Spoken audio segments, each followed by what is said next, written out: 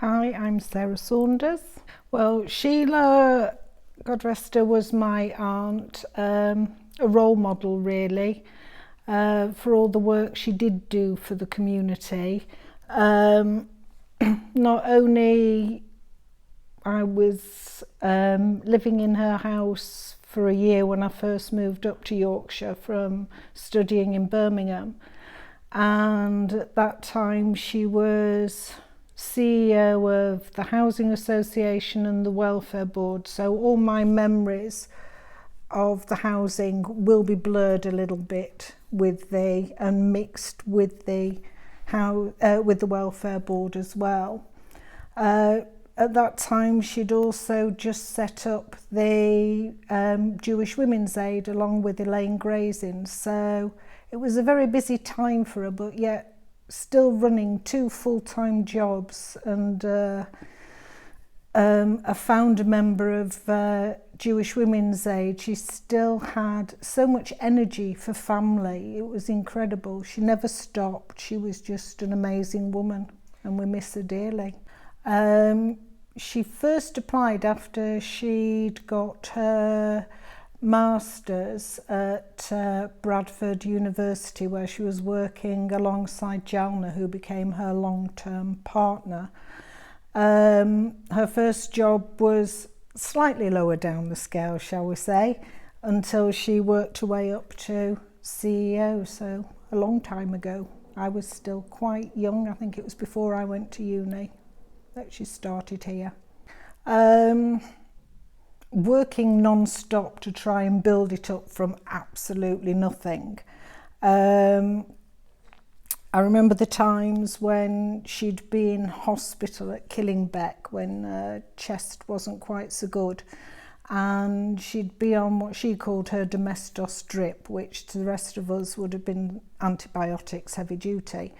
And she'd be on the bed with her computer, and Barbara Klein would be at the bottom of the bed taking notes and keeping everything in order. She didn't stop work even when she was desperately poorly, bless her. And so Sheila's greatest achievements, I feel, in her mind were, or the one you could tell she was so proud about, was the Rainbow Project, which consists of Lily Thompson House, Linda Cohen House and Lidget Lane.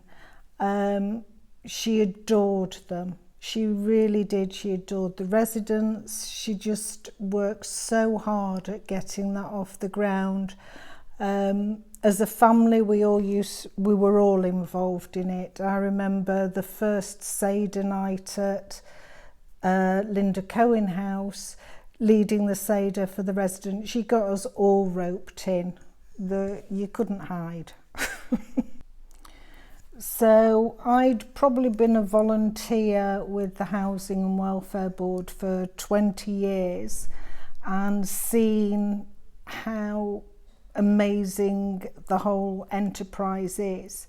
And eventually, as I'm from Manchester, as Sheila was, my parents were still in Manchester, and got a phone call from my mum saying she really just couldn't cope anymore with them being so far away and looking after themselves in their home. So we applied and found their first beautiful home at Burton Mews, and they lived here for quite some time before again they needed more support and moved into Burton House. And looking at the care and support they received from the other side, having always helped give support in the past, actually being on the receiving end and seeing what love and support Mum got from all the carers and the community, it was just, it just made it all the more special and made me want to continue doing what I do in the community. So in order to maintain the aspects of the traditions of Judaism, we all need to live together so that we can visit the Jewish shops, make sure, or shop now, that we can go to synagogue, that we can all be together and part of a community to enjoy all the festivals. And having affordable housing is so important, but also having care in the community. Oh, exceptionally, if we don't provide somewhere for young people to go, then they're going to leave the community and it'll shrink even further. It's so important that we look at all aspects. Our godchildren live here and they're adorable and are thriving living in this community, having everything on hand. Happy birthday, Leeds Jewish Housing Association. You've done so much in 70 years. May you have the strength just to continue and build and grow as you're doing and meet all the needs that the community requires. Thank you.